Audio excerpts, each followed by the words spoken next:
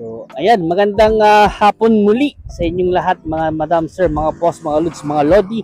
At another property na naman po yung ipapakita po namin sa araw na to. So, dito pa rin po sa bayan naman po ng San Manuel, Tarlac. So, ito papakita po namin ay Mango Farm po naman po siya na nakaalong MacArthur Highway dito sa bayan ng San Manuel, Tarlac po. Ayan. So, simula po doon sa pwesto po doon. 1, 2, 3, 4, 5, 6, 6, 7, 8, 9, 10 na poste po hanggang yung frontage. So natin yung sa poste na yan 50 meters po. Yan, 1, 2, 3. Nasa mga siguro po nasa 300 to 350 meters po ang estimate po naming entrada ng property nito. So sayang nga lang, wala tayong makuha ang drone po ngayon. So ipapa-drone video na lang po natin kay Boss Jason po ito pag available na po siya. So alam mo, MacArthur Highway po na Mango Farm. Itong property nito ay maganda po for pang business po. Ayan. Sa ibang mga part, pwede rin po yung mag-business po yan. Kagaya nga po na may business po sila doon. Tapos yung meron na pong daan din po doon papasok. So may another road na makapunta sa ibang part ng property. So dito pa lang po sa harap niya, maluwang na yung frontage at napakaganda nitong property nito. So ang presyo nga lang po ng property nito ay nasa 3,500 po per square meter. Ayan. So multiply na lang po natin yung area at yung area tapos yung per square meter niya. So yun po yung presyo po ng property na ito sa cover sa million.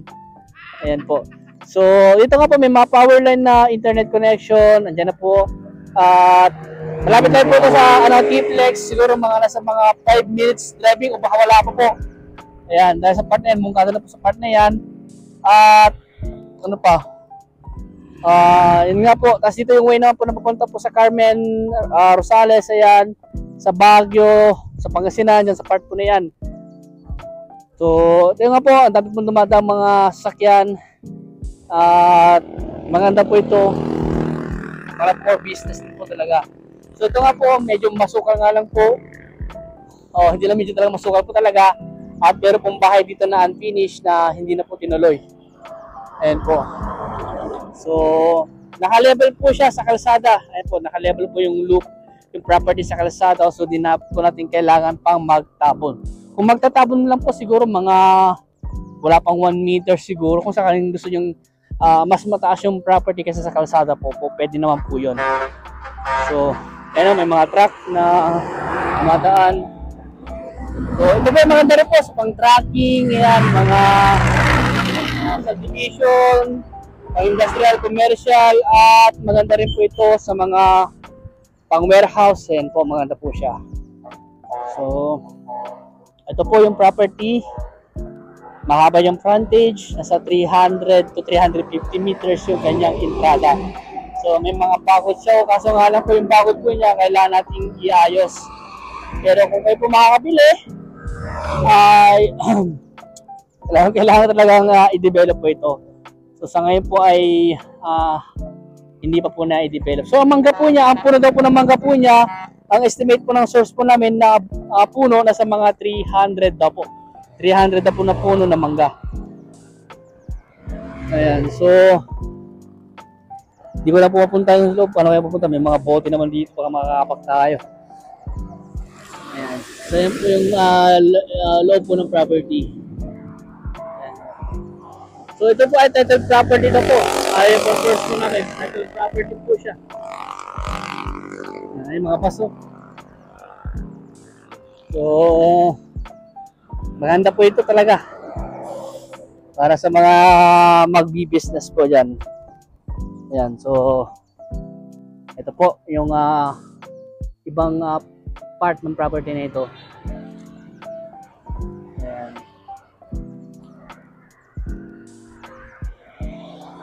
So kung may ibang katanungan pa po kayo regarding po sa property na ito, ayan, tawagin nyo lang po ako.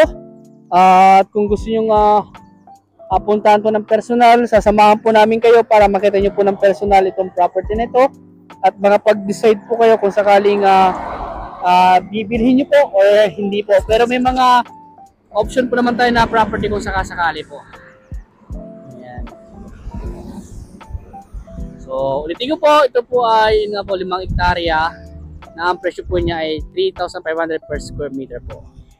Na along MacArthur Highway.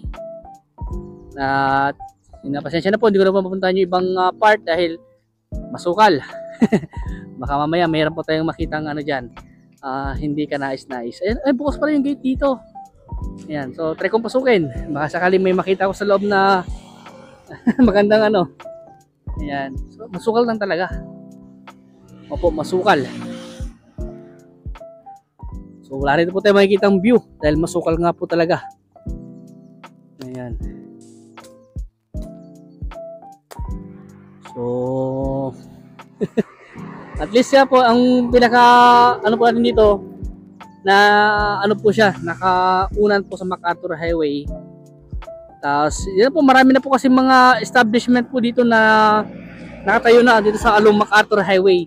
Yan po sa part na yun, mayroon pong ano po dyan, paggawa yata ng feeds yun ng mga pagkain baboy, ganyan.